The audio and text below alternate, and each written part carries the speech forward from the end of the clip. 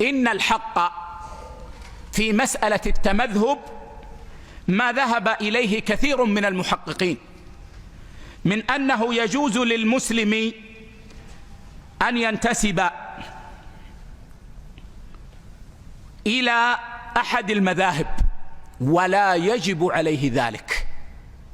فيجوز للمسلم أن ينتسب إلى المذاهب المعروفة، إلى واحد من المذاهب المعروفة، جائز ولا عيب عليه ولا لوم عليه، لكن لا يجب عليه ذلك. فيجوز للمسلم أن ينتسب ويجوز للمسلم أن لا ينتسب. وأما التعصب لمذهب حتى يرد الحق من أجل المذهب فهذا حرام، لا يجوز أبدا. بل إننا نقول إنه يجوز للمسلم أن يأخذ بقول أي عالم من علماء المسلمين المعتبرين إذا قام الدليل على قوله. وأما إلزام الناس بمذهب معين لا يجوز الخروج عنه فهذا لا يجوز. وإيجاب الانتساب إلى مذهب معين لا يجوز، وإنما هو جائز ليس بواجب. ولا يجوز التعصب. لماذا؟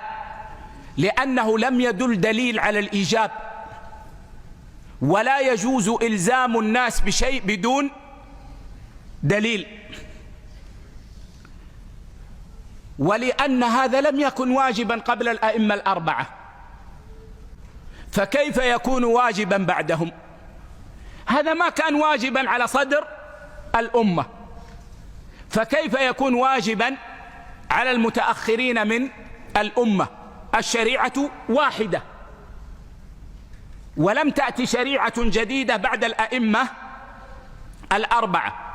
فما دام أن الانتساب إلى مذهب لم يكن واجبا قبل الأئمة الأربعة يقينا، فإنه لا يكون واجبا بعد الأئمة الأربعة يقينا.